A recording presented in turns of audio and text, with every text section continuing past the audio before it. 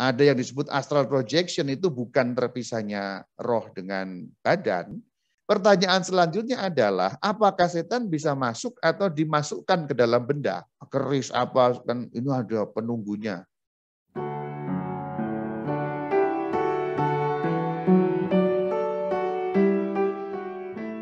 Untuk tahu apakah bisa roh orang mati dimasukkan ke dalam benda, kita harus tahu pengajaran iman Katolik mengenai rute orang mati. Begitu roh dan badannya pisah, langsung jiwa atau roh orang yang mati itu masuk ke pengadilan pribadi atau pengadilan yang pertama.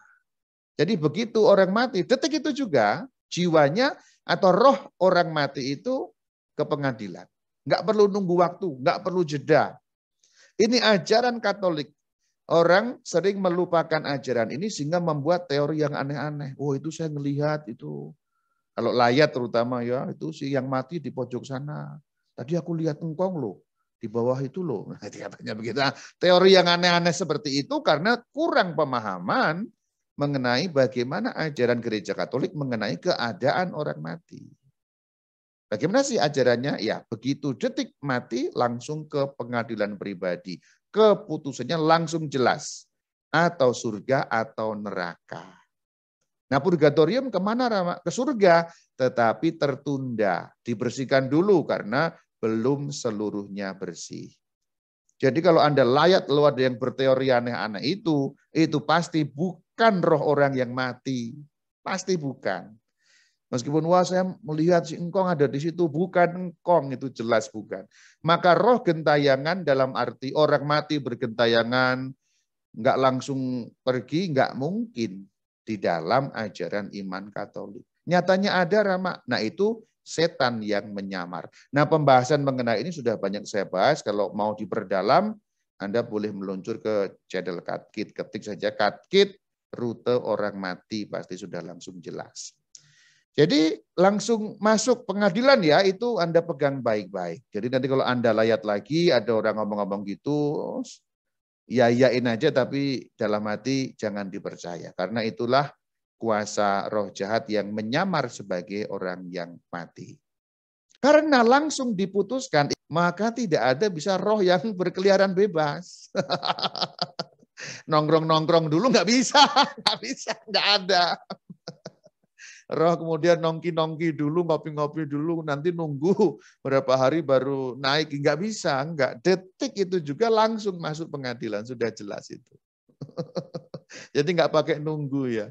Nah, karena pemahaman yang seperti itu, maka tidak bisa dipanggil, karena sudah ada di, kalau nggak surga ya neraka, atau di purgatorium. Itu sudah wewenangnya Tuhan sendiri, enak aja. Roh manusia itu miliknya Tuhan. Kenapa kita panggil-panggil ya tidak bisa. Dan apalagi dengan konsepnya pengadilan pribadi tadi, pengadilan pertama, kita sudah jelas bahwa tidak mungkin roh manusia yang mati dipanggil ke bumi. Karena sudah ada di surga atau neraka atau surga tertunda namanya purgatorium. Jadi tidak mungkin roh manusia yang di surga dimasukkan ke benda, dan juga yang di purgatorium, dan juga apalagi yang di neraka. Manusia yang hidup juga nggak bisa dimasukin ke benda, karena kita kan melekat dengan badan kita ini. Tidak bisa dipisah bahkan. Ada yang disebut astral projection, itu bukan terpisahnya roh dengan badan, tapi itu hanya satu persepsi yang ditimbulkan oleh kuasa roh jahat, seakan-akan manusia yang menggunakan ilmu itu keluar dari badannya, padahal tidak pernah keluar. Kalau keluar ya mati gitu sudah, karena itu terpisah gitu. Manusia tidak mungkin masuk, entah yang roh orang mati, entah yang orang hidup, dimasukkan ke dalam suatu benda. Roh Allah juga tidak mungkin dimasukkan ke benda. Enak aja kalau Allah Maha Kuasa kita masukkan ke benda, wah Allah masuk ke botol, ya itu dia berarti bukan Allah. Malaikat juga tidak bisa. Tentu dalam hal ini malaikat baik ya. Sekali lagi kalau ngomong malaikat, umumnya dalam maksud malaikat baik. Malaikat kenapa nggak bisa? Karena malaikat itu pelayan Allah. Kita nggak punya kuasa untuk nyuruh-nyuruh malaikat. Kita hanya bisa memohon pertolongan Tuhan supaya Tuhan mengutus malaikat. Terus kita masukin ke dalam benda, ke dalam botol, ke dalam boneka, nggak bisa. Karena malaikat itu pengabdi kepada Allah, bukan mengabdi kepada manusia. Kepada manusia sebagai penolong, tapi bukan Kita bukan bosnya, gampangnya begitulah. Jadi kita nggak bisa nyuruh roh malaikat, apalagi dipaksa masuk ke dalam benda. Malaikat itu kekuasaannya lebih besar daripada kekuasaan manusia. Karena mereka adalah roh murni. Jadi kita nggak bisa lebih tanda petik lebih sakti kemudian maksa malaikat masuk, nggak bisa. Apalagi nyuruh. Nggak bisa. Yang bisa nyuruh hanya Tuhan Allah. Satu-satunya yang masih ada kemungkinan setan. Tinggal satu kemungkinan yaitu setan ya. Pertanyaan selanjutnya adalah apakah setan bisa masuk atau dimasukkan ke dalam benda? Bisa. Kok bisa? Dari mana Rama tahu? Nah begini ceritanya. Kalau kita mengetahui ilmu demonologi, yaitu yang membahas mengenai 5 aktivitas setan, kita akan tahu bahwa setan memang bisa masuk atau dimasukkan oleh manusia ke dalam benda. Aktivitas setan terbagi menjadi 2 golongan besar. Aktivitas biasa, yaitu godaan. Itu paling banyak. Aktivitas yang kedua yang extraordinary, terbagi 4. Investasi, veksasi, obsesi, posesi. Apa itu intinya? Tidak saya bahas karena bukan tema kita. Yang akan saya bahas khusus satu saja yang terkait dengan tema ini, yaitu investasi. Apa maksudnya investasi itu? Investasi itu kehadiran setan pada tempat, benda, atau binatang. Jadi setan memang bisa hadir dalam arti masuk ke tempat tertentu, atau benda tertentu, atau binatang tertentu. Maka kalau orang keyakinan ada babi ngepet, lalu ada setannya, itu mungkin nggak mungkin, karena setan memang bisa masuk ke binatang.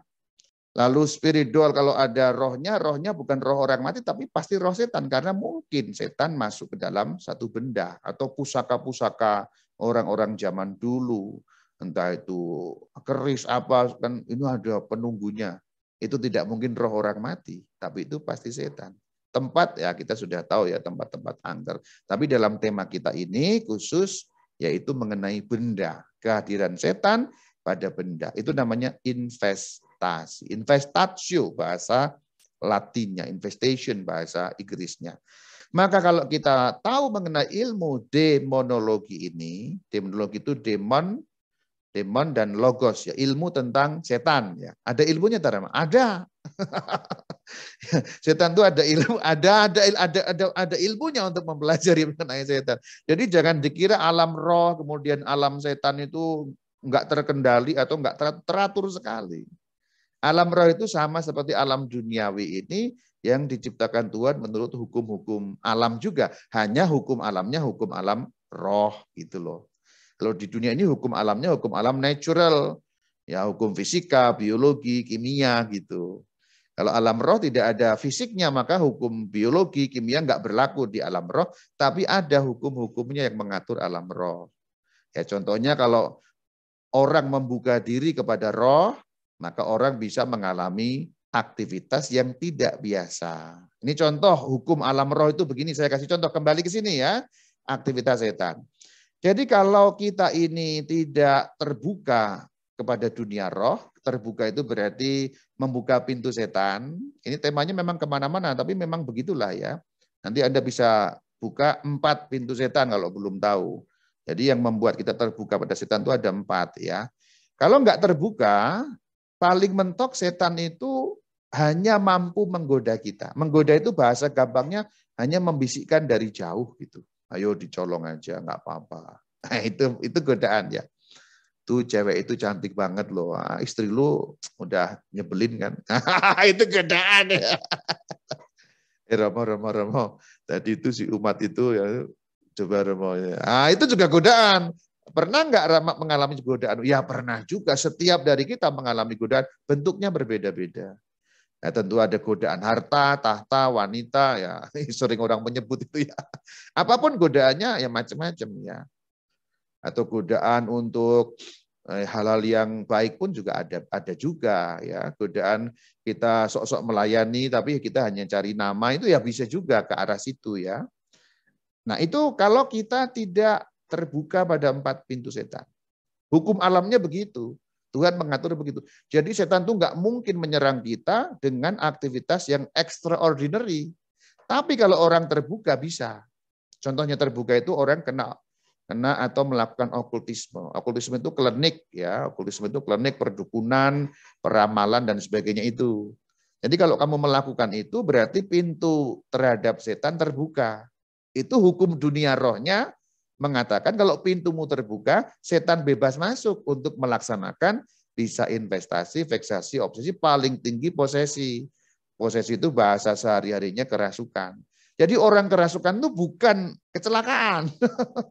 Orang kerasukan itu bukan begitu saja, bukan. Orang kerasukan itu ada nalarnya karena ada hukum alam roh yang mengatur itu. Kalau manusia tidak terbuka pintunya kepada setan, nggak bisa merasuki setan itu. Setan nggak bisa menembus itu, kecuali orangnya membuka pintunya. Nah gitu, itu sebagai gambaran supaya Anda paham, alam roh itu juga ada hukumnya. Gitu. Jadi bukan berarti setan itu bisa apapun, nggak bisa. Sebatas mereka diatur oleh hukum alam roh, sebatas itulah yang mampu mereka lakukan. Nah gitu. Kembali ke soal investasi tadi itu. Satu-satunya yang mungkin tinggal setan dan memang setan bisa dimasukkan ke dalam tempat, benda, binatang. Maka dari 7 kategori roh, kita mulai sudah tahu ya ilmu tentang roh ini sekarang ya. Hanya ada satu kemungkinan yang mungkin masuk atau dimasukkan ke dalam benda, yaitu setan. Jadi setan memang bisa dimasukkan, disuruh masuk. Kenapa sih setan kurang kerjaan kok mau-mau aja disuruh masuk? Begini loh. Kalau manusia menggunakan jasa setan apapun itu tidak pernah gratis. Setan senang-senang aja kamu suruh ngapain juga senang. Karena nanti rekeningnya di akhir. Pada saat kamu sakrat maut, rekeningnya tagihnya muncul gitu ya. Jadi ingat baik-baik, jasa apapun yang kamu gunakan atas setan, setan akan senang-senang aja karena kamu menjadi klien bagi dia, diservis bagikan raja. Tapi ingat, rekeningnya ada. Servis apapun dari setan tidak pernah gratis. Ini berkebalikan dengan servis apapun dari Tuhan Allah selalu gratis. Nah kan begitu. Jadi jangan lagi tanya kenapa kok setan mau-mau aja disuruh-suruh kita, apalagi kalau misalnya tukang santet disuruh nyantet orang lain kok mau? Ya mau, karena setan akan memberikan tagihan nanti rekeningnya jatuh bagian terakhir. Bilnya nanti setelah kamu gunakan jasa, baru dia muncul bilnya. Bil yang paling bahaya adalah penjualan jiwa. Apa itu? Ya kamu menjual jiwamu dengan servis dari setan. Yaitu pada saat akhir nanti kamu menjadi milik setan. Itu paling berbahaya apalagi kalau sudah melibatkan yang namanya perjanjian darah. Perjanjian darah itu kalau mengandung unsur darah. Jadi ingat kalau kamu mungkin pernah dulu disuruh apa, mau pindah rumah ke sini, mau bangun rumah, nyembelih ayam dulu. Nah itu hati-hati, itu perjanjian darah. Cepat-cepat nemui pastor, pengakuan dosa, disesali kembali pada Tuhan. Karena perjanjian darah berarti mengikatkan, ngasih makan setan itu berarti.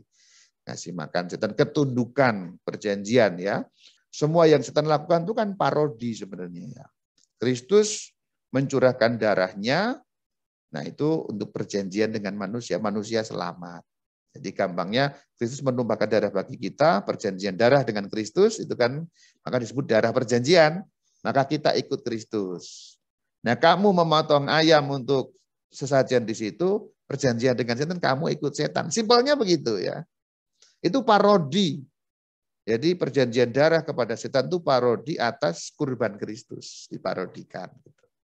Nah kembali ke sini, hanya setan yang mungkin. Maka kita tahu, kalau kita lihat dalam konteks kebudayaan kita setempat di Indonesia, itu cocok ya. Jadi apapun kalau orang ngaku ini ada penunggunya, itu pasti setan. Tidak mungkin roh yang lain. Nah semoga pemahaman mengenai ilmu dunia roh makin membuat kita mengerti poin-poin penting. Dan ini sebenarnya sangat praktis. Kalau inti-intinya Anda pegang, Anda akan bisa menjawab apapun kasus terkait dengan alam roh, terkait dengan setan, kalau Anda pegang inti-intinya. Masalahnya orang nggak mau pegang intinya. Ya. Jadi kalau Anda dengar dari awal poin-poin pentingnya itu, Anda bisa punya yang namanya seperangkat ilmu tentang alam roh untuk menilai segala sesuatu. Contohnya, ya tadi sudah saya bilang, saya ulangi biar makin tegas. Kalau kamu pas melayat orang mati, tadi saya lihat engkong di sana, ya pasti bukan.